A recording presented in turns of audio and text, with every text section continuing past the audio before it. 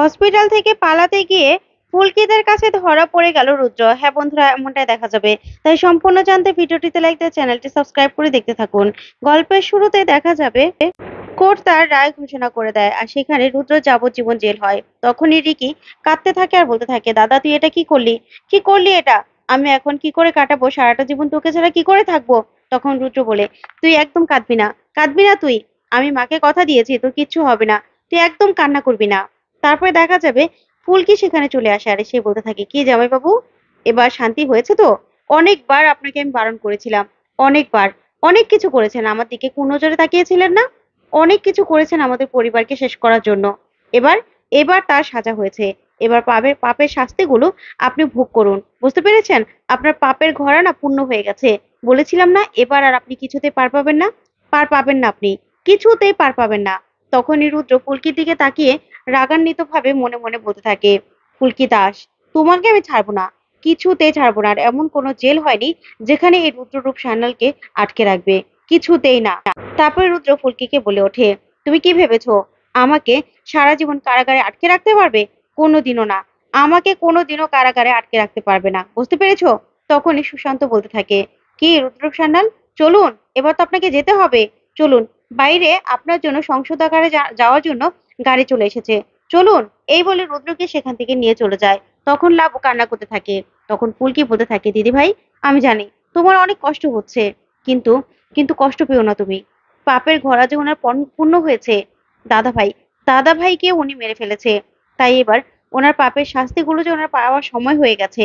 এবার অসুর বধ হবে, অসুর বধ হবে। চলো, অসুরকে এবার বধ হতে আমরা দেখবো। চলো চলো, এখানে দাঁড়িয়ে থাকলে চলবে না। এই বলে ওরা বাইরে চলে যায়। তারপরে দেখা যাবে রুদ্রকে মিডিয়ার লোকজন সবাই ঘিরে ধরে। তারপর মিডিয়ার লোকজন বলতে থাকে, কি রুদ্রবাবু, আপনি কিছু বলুন। আপনার এক মুহূর্তেই তো সব ভাবমূর্তি নষ্ট হয়ে গেল। আপনাকে জনগণ ভোট দিয়ে নির্বাচিত করেছিল। এবার বলুন, আপনি যে এত বড় একটা মুখোশধারী শয়তান, সেটা তো কেউ বুঝতে পারেনি। তখন রিকি কাঁদতে থাকে আর দলের লোকজনকে বলতে থাকে, এবার কিছু বলো, জবাব দিচ্ছ না কেন? জবাব দাও গিয়ে, আমার দাদা তো তোমাদের জন্য অনেক করেছে, অনেক করেছে তোমাদের জন্য, তোমরা কিছু বলছো না কেন? নিমক হারাম। তখনই ফুলকিরা সেখানে গিয়ে দাঁড়ায়। তারপরে অংশুমান বলতে থাকে, প্লিজ আপনারা এরকম করবেন না, এরকম করবেন না আপনারা, মাথা ঠান্ডা করুন, এবার ওনাকে আমাদের নিয়ে যেতে দিন। এই বলেই রুদ্রকে নিয়ে যেতে লাগে, কিন্তু লোকজন চারদিক থেকে রুদ্রকে ঘিরে ধরে আর রুদ্রকে শাস্তি দেওয়ার চেষ্টা করতে থাকে। তখনই অংশুমান বলতে থাকে, প্লিজ আপনারা শান্ত হন, শান্ত হন আপনারা, আপনারা ওনাকে নিয়ে যেতে দিন, নিয়ে যেতে দিন। তখনই দেখা যাবে ফুলকি রোহিতকে বলতে থাকে, স্যার, আমার জামাইবাবুকে একটা কথা বলার আছে, আমি কথা বলে আসছি। তখন রোহিত বলতে থাকে, না ফুলকি, তুমি একদম যাবে না, একদম যাবে না। তখনই ফুলকি বলতে থাকে, দাঁড়ান স্যার, এটাই সুযোগ, এখন যদি আমি কথাটা না বলি তাহলে আর কখনোই বলতে পারবো না। এই বলে ফুলকি ভিড় ঠেলে সামনে চলে যায় আর গিয়ে বলতে থাকে, রুদ্ররূপ সান্যাল, আপনাকে আমি অনেকবার সাবধান করেছিলাম, কিন্তু আপনি সাবধান হননি, আপনি সাবধান হননি। তার জন্য আজকে আপনার পাপের ঘোড়া পূর্ণ হয়ে আপনি শাস্তি পাচ্ছেন, বুঝতে পেরেছেন? আপনি শাস্তি পাচ্ছেন। আপনি আমার দিকে কুনজর দিয়েছিলেন না, আপনি অনেক মেয়েদের দিকে কুনজর দিয়েছেন, তার তার জন্য আজকে শাস্তি পাচ্ছেন আপনি, শাস্তি পাচ্ছেন আপনি। আপনি একজন খুনি, খুনও পর্যন্ত করেছিলেন। আপনাকে অনেকবার আমি সাবধান করেছিলাম, কিন্তু আপনি সাবধান হননি।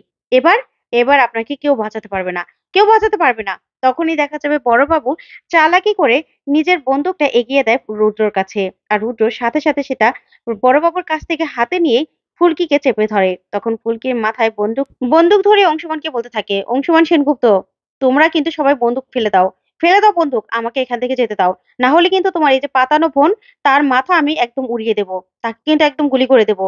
তখনই অংশুমান বলতে থাকে, রুদ্ররূপ সান্যাল, সিলিন্ডার করুন, না হলে কিন্তু আপনার বড় বিপদ হবে। বন্দুকটা দিয়ে দিন, বন্দুকটা দিয়ে দিন। কিন্তু রুদ্র কিছুতেই কারো কথা শুনে না আর বলতে থাকে, দেখো, আমি যেটা বলছি সেটাই শোনো, না হলে কিন্তু ফুলকিকে আমি গুলি করে দেবো, ফুলকিকে আমি গুলি করে দেবো। তখন ফুলকি বলতে থাকে, দাদা ভাই, আমার যা হওয়ার হোক, তুমি কিন্তু এই শয়তানটাকে কিছুতে ছাড়বে না, কিছুতে যেতে দেবে না। তখনই রোহিত দৌড়ে আসে আর এসে বলতে থাকে, রুদ্র, ছাড় কিন্তু ফুলকিকে, না হলে তোকে আমি মেরে একদম শেষ করে দেবো, মেরে শেষ করে দেবো। তুই কিন্তু একদম শেষ লেভেলে চলে গেছিস, তোর আজকে সব শেষ হয়ে যাবে, সব শেষ হবে। তখন রুদ্র কোনো কথাই শুনতে চায় না, ফুলকির দিকে বন্দুক তাক করে দাঁড়িয়ে থাকে আর বলতে থাকে, এখনই ফুলকিকে আমি গুলি করে দেবো, কেউ এগোবে না। ঠিক তখনই হৈমন্তী পিছন দিয়ে এসে রুদ্রকে গুলি করে। তখন রুদ্র মাটিতে লুটিয়ে পড়ে। তখন হৈমন্তীকে বন্দুক হাতে দেখে সবাই চমকে যায়।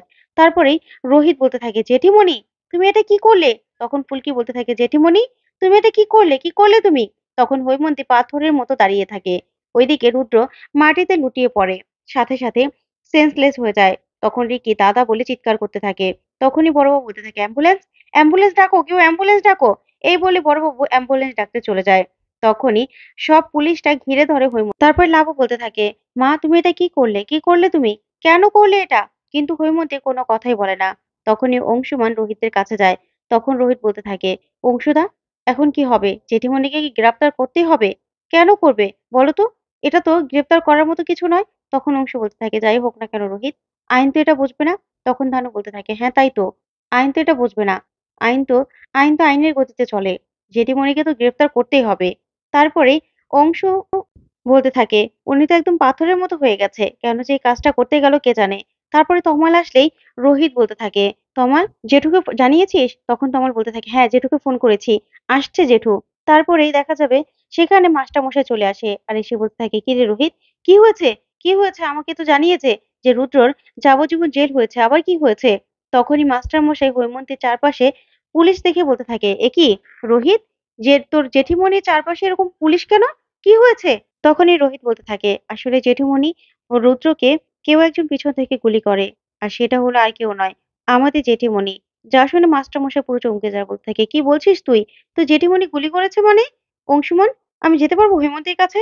তখন অংশুমান বলে, হ্যাঁ মাস্টারমশাই। তখনই হৈমন্তীর কাছে ছুটে যায় জেঠুমনি, আর গিয়ে বলতে থাকে, হৈমন্তী, তুমি কি করেছো এটা, কেন করলে? তখনই ধানু বলতে থাকে, না জেঠুমনি, তুমি জেঠিমাকে একটা প্রশ্ন করবে না জেঠিমা, তুমি আমাকে ছাড়া একটা স্টেটমেন্টও দিবে না, কিচ্ছু বলবে না তুমি। তখনই মাস্টারমশাই বলতে থাকে, তুমি বন্দুক পেলে কোথায়? তখন জেঠিমনি বলতে থাকে, লাবুকে যে সুরক্ষার জন্য যে বন্দুকটা দিয়েছিল, সেই বন্দুক এটা। তখন এই কথা শুনে মাস্টারমশাই চমকে যায় আর বলতে থাকে, কেন করলে তুমি এটা, কেন করলে? তখনই হৈমন্তী বলতে থাকে, কি করব মাস্টারমশাই, কি করব, সন্তানের মা তো আমি, পারলাম না তো, যে সন্তানের জন্য রোহিতকে এত বছর পর্যন্ত আমি খুনি বলে এসেছি, আর সেই সন্তানের জন্য এটা করব না? আমি প্রতিশোধ নিয়েছি, প্রতিশোধ নিয়েছি আমি।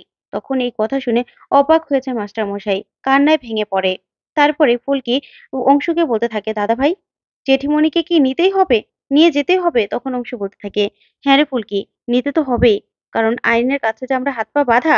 তারপরে দেখা যাবে হৈমন্তীকে গাড়ি করে নিয়ে যায় অংশুমান। ওইদিকে সবাই কান্নাকাটি শুরু করে। তারপরে দেখা যাবে মাস্টারমশাইকে ফুলকি বলতে থাকে, জেঠুমনি, তুমি একদম ভেঙে পড়ো না, আমরা যে করেই হোক জেঠিমাকে নির্দোষ প্রমাণ করে আনবোই কোর্ট থেকে, তুমি একদম ভেবো না, চলো আমরা বাড়িতে যাই। তখনই মাস্টারমশাইকে নিয়ে ফুলকি বাড়িতে চলে যায়। তারপরে দেখা যাবে ফুলকি ছাদে একা দাঁড়িয়ে আছে আর সব কথাগুলো ভাবতে থাকে আর কান্না করতে থাকে। তখনই রোহিত, লাবু সহ সবাই চলে আসে আর এসে বলতে থাকে, এ কি ফুলকি, তুমি এখানে একা দাঁড়িয়ে আছো কেন? তখনই ফুলকিকে রোহিত কান্না করতে দেখেই রোহিত বলতে থাকে, ফুলকি, কাঁদছো কেন, কি হয়েছে? তখন লাবু বলে, আসলে আমরা মায়ের সঙ্গে দেখা করতে যাচ্ছিলাম ফুলকি, তুমি যাবে তো? তখন ফুলকি বলতে থাকে, আচ্ছা, জেঠিমা তো কোনো অন্যায় করেনি, আমাকে বাঁচাতে গিয়ে জেঠিমা জামাইবাবুকে গুলি করেছে, তাহলে জেঠিমাকে কেন থানায় নিতে হবে?